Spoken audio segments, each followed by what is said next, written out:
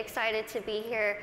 I kind of want to tell you a little bit more of the, I don't want to say basics, because we don't really know anything about my syndrome. I was born with this very, very rare syndrome that only 2 other people in the world, including myself, that we know of, have. Basically, what this syndrome causes is that I cannot gain weight. Yes, it does sound as good as it is. I could eat absolutely whatever I want, whenever I want, and I won't really gain any weight. I'm going to be 25 in March, and I've never weighed over about 64 pounds my entire life. When I was in college, I hid, well, I didn't hide, everyone knew it was there, but it was a giant tub of Twinkies, donuts, chips, Skittles, and my roommate would say, I could hear you at 12:30 reaching under your bed to get food. But I'm like, you know what? It's all right. I can do these things because there are benefits to this syndrome. There are benefits to not being able to gain weight. There are benefits to being visually impaired. There are benefits to being kind of really small. A lot of people think, Lizzie, how in the world are you saying there's benefits when you can only see out of one eye? Let me tell you what the benefits are, because they're great. I wear contacts, half off contacts. When I wear my reading glasses, half off prescription. If somebody is annoying me, being rude, stand on my right side. It's like you're not even there. I don't even know you're standing there. Right now, if I stand like this, I have no clue that there's this whole side of the room. Also, being small, I am very willing to volunteer myself to go to Weight Watchers, go to some gym and say, hi, I'm Lizzie. I will be your poster child. Put my face on whatever you need and I will say, hi, I use this program. Look how well it worked. Even though there are really amazing things that have come from this syndrome, there are also things that have been very, very difficult, as you can imagine. Growing up, I was raised 150% normally. When I was my parents' first child, and when I was born, the doctors told my mom, your daughter has no amniotic fluid around her at all. So when I was born, it was a miracle that I came out screaming.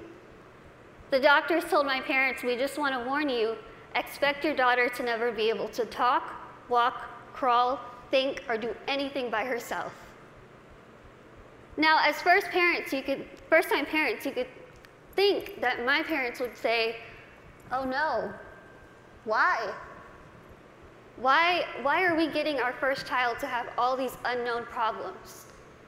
But that's not what they did. The first thing they told the doctor was, we want to see her, and we are going to take her home and love her and raise her to the best of our abilities. And that's what they did. I credit pretty much everything that I've done in my life to my parents. My dad is here with me today, and my mom is at home watching. Hi, Mom. She's recovering from a surgery, and she has been the glue that's held our family together and giving me the strength to see that she's going through so much, but she has this fighting spirit that she's instilled in me, that I have so proudly been able to stand in front of people and say, you know what, I've had a really difficult life, but that's okay. That's okay. Things have been scary, things have been tough. One of the biggest things that I had to deal with growing up was something that I'm pretty sure every single one of us in this room has dealt with before. Can you guess what that is? Starts with a B. Can you guys guess it? Boys. Bullying. I know what y'all are thinking. I should have come, why couldn't I sit here with them? I had to deal with bullying a lot, but as I said, I was raised very normally. So when I started kindergarten, I had absolutely no idea that I looked different. No clue. I couldn't see that I looked different from other kids. I think of it kind of as a big slap of reality for a 5-year-old because I went into school first day decked out in Pocahontas gear. I was ready. I went in with my backpack that looked like a turtle shell because it was bigger than me. And I walked up to a little girl, I smiled at her. She looked up at me like I was a monster, like I was the scariest thing she'd ever seen in her life. My first reaction was, she is really rude. I am a fun kid and she's the one missing out, so I'll just go over here and play with blocks or boys. I thought the day was going to get better, and unfortunately it didn't. The day kind of got worse and worse, and a lot of people just wanted to have absolutely nothing to do with me, and I couldn't understand why. Why? What did I do? I didn't do anything to them. In my mind, I was still a really cool kid. So I had to go home and ask my parents, what's wrong with me? What did I do? Why don't they like me? And they sat me down and they said, Lizzie, the only thing that's different about you is that you're smaller than the other kids. You have this syndrome, but it's not going to define who you are. They said, go to school, pick your head up, smile, continue to be yourself, and people will see that you're just like them. And so that's what I did. I want you to think and ask yourself this in your head right now. What defines you? Who are you? Is it where you come from? Is it your background? Is it your friends? What is it? What defines who you are as a person? It's taken me a very long time to figure out what defines me. For so long, I thought what defined me was my outer appearance. I thought that my little tiny legs and my little arms and my little face was ugly. I thought it was disgusting. I hated when I would wake up in the morning and I was going to middle school and looking in the mirror, getting ready and thinking, can I just scrub this syndrome off? It would make my life so much easier if I could just scrub it off. I could look like the other kids. I wouldn't have to buy clothes that had Dora the Explorer on it. I wouldn't have to buy stuff that was bedazzled when I was trying to be like the cool kids.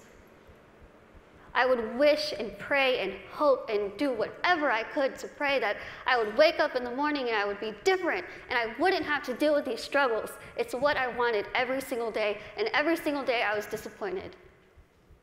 I have an amazing, amazing support system around me who never pity me, who are there to pick me up if I'm sad, who are there to laugh with me during the good times, and they taught me that even though I have this syndrome, even though things are hard, I can't let that define me. My life was put into my hands, just like your lives are put into yours. You are the person in the front seat of your car. You are the one who decides whether your car goes down a bad path or a good path. You are the one that decides what defines you. And let me tell you, it could be really hard to figure out what defines you. Because there are times where I would just get so annoyed and frustrated, and I don't care what defines me. When I was in high school, I found a video, unfortunately, that somebody posted of me, labeling me the world's ugliest woman. There were over 4 million views to this video, 8 seconds long, no sound, thousands of comments. People saying, Lizzie, please, please just do a world a favor, put a gun to your head and kill yourself. Think about that. If people told you that, strangers told you this. I cried my eyes out, of course, and I was ready to kind of fight back, and something kind of clicked in my head, and I thought, I'm just going to leave it alone. I kind of started realizing that my life is in my hands. I could either choose to make this really good, or I can choose to make this really bad. I could either be grateful and open my eyes and realize the things that I do have and make those the things that define me. I can't see out of one eye, but I can see out of the other. I might get sick a lot, but I have really nice hair. Thanks. You guys are like the best little section right here. Oh, you lose my train of thought. Okay, where was I? Hair, okay, thank you.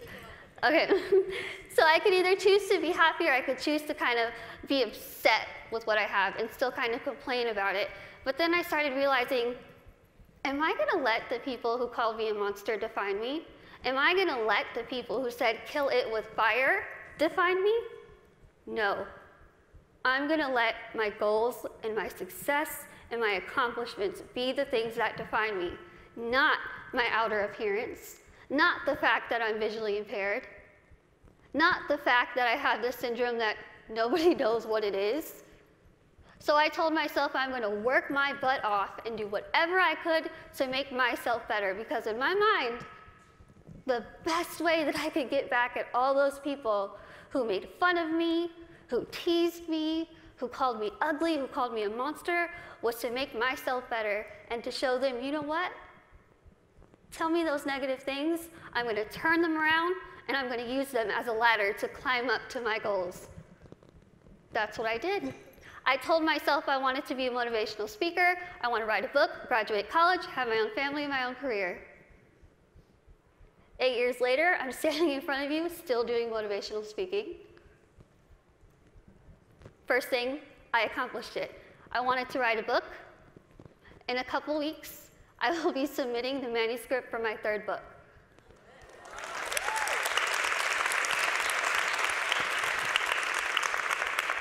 I wanted to graduate college, and I just finished college.